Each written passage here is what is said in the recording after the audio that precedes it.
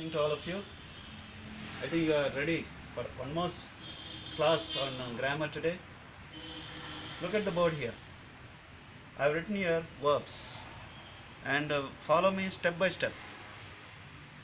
Now verbs ಅಲ್ಲಿ ಇಲ್ಲಿ ಒಂದು ವಿಧಗಳನ್ನು ಬರೆದಿದ್ದೇನೆ, types. Action verbs, for example she sings well. ಇಲ್ಲಿ ಮೇನ್ ವರ್ಬ್ ಇದೆ, ಸಿಂಗ್ಸ್ ಮೇನ್ ವರ್ಬ್. ಏನೆಲ್ಲ ಮೇನ್ ವರ್ಬ್ಗಳು ಬರ್ತವೆ ಆಗ ಆ ವರ್ಬ್ಗಳನ್ನು ಆ್ಯಕ್ಷನ್ ವರ್ಬ್ ಅಂತ ಕೂಡ ಕರಿತೀವಿ ನಾವು. She sings well, he goes to the market, goes.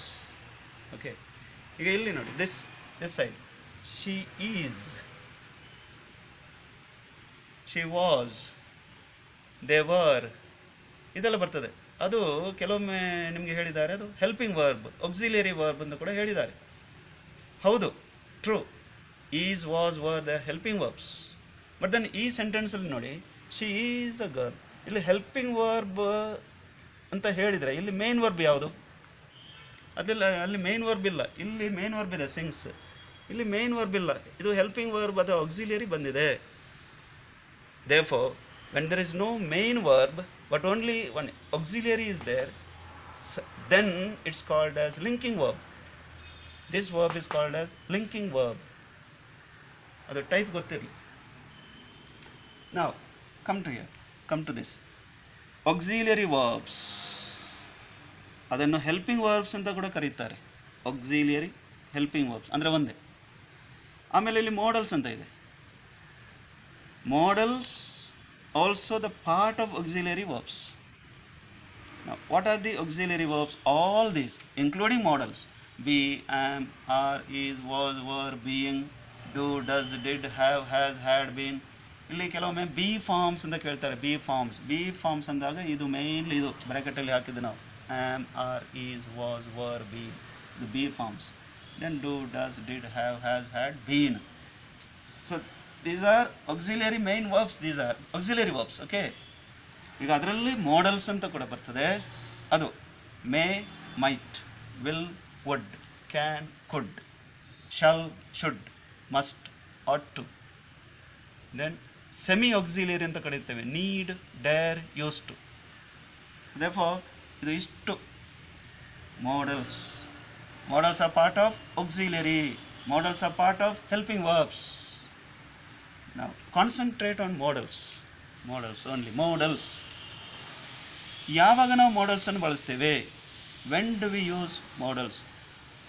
Helping verb ನೀವು ಯಾವಾಗ ಬಳಸ್ತೇವೆ ಅಂತ ಹೇಳಿದರೆ, you just look at that tenses class, tenses ಮಾಡಿದ್ದೇವಲ್ಲ, ಅಲ್ಲಿ ಎಕ್ಸೆಪ್ಟ್ ಪ್ರೆಸೆಂಟ್ ಸಿಂಪಲ್ ಮತ್ತು ಪಾಸ್ಟ್ ಸಿಂಪಲ್ ಬಿಟ್ಟು ಅದರ ಹೊರತಾಗಿ ಎಲ್ಲ ಕಡೆ ಹೆಲ್ಪಿಂಗ್ ವರ್ಬ್ಸ್ಗಳು ಬಂದಿವೆ, ಮಾಡಲ್ಸ್ ಕೂಡ ಬಂದಿವೆ ಅಲ್ಲಿ.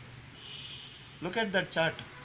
Okay, tenses chart you see, you understand that. Except present simple and past simple, all the places you have seen these helping verbs, auxiliaries have come there. There modals also have come. Now exclusively modals. When do we use modals? First, possibility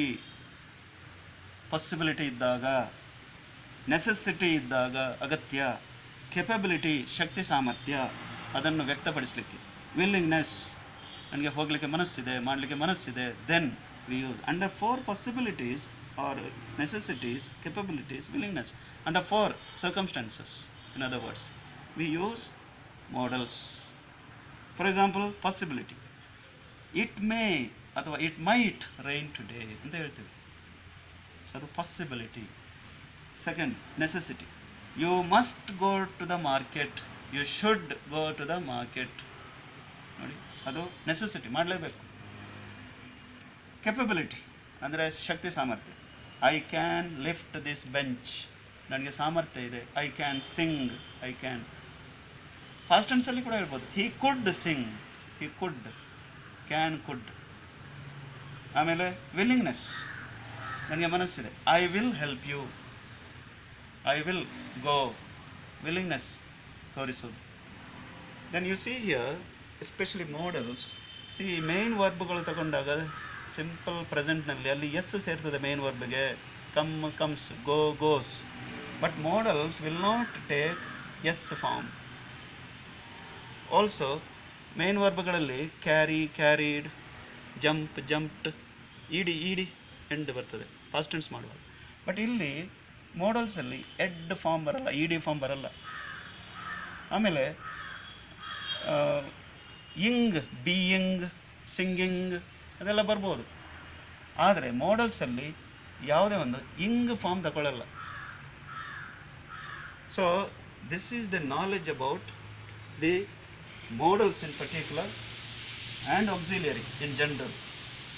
Why we brought this here linking verb? Because is a helping verb. ನೋಡಿ, is a helping verb. But ಕೆಲವೊಂದು ಸೆಂಟೆನ್ಸ್ಗಳಲ್ಲಿ ಬೇರೆ main ವರ್ಬೇ ಇಲ್ಲ, ಈಸೇ ಬರ್ತದೆ, ವಾಸೇ ಬರ್ತದೆ. ಆಗ ಅದು linking verb ಅಂತ ನಾವು ಕರೀತೇವೆ. ಅದನ್ನೇ ಆಕ್ಸಿಲರಿಯನ್ನೇ ಲಿಂಕಿಂಗ್ ವರ್ಬ್. ಇದು ಡಿಫ್ರೆನ್ಷಿಯೇಟ್ ಮಾಡಲಿಕ್ಕೆ ಇಲ್ಲಿ ನಾವು ಹೆಲ್ಪಿಂಗ್ ವರ್ಬ್ ಇಲ್ಲದ ಒಂದು ಮೇನ್ ವರ್ಬ್ ತಂದಿದ್ದೇವೆ. ಇಲ್ಲಿ ಹೆಲ್ಪಿಂಗ್ ವರ್ಬ್ ಇಲ್ಲ ಈ ಸೆಂಟೆನ್ಸಲ್ಲಿ. ಆಗ ಅದನ್ನು ನಾವು ಅಂಥ ವರ್ಬನ್ನು ಆ್ಯಕ್ಷನ್ ವರ್ಬ್ ಅಂತ ಕರಿತೀವಿ.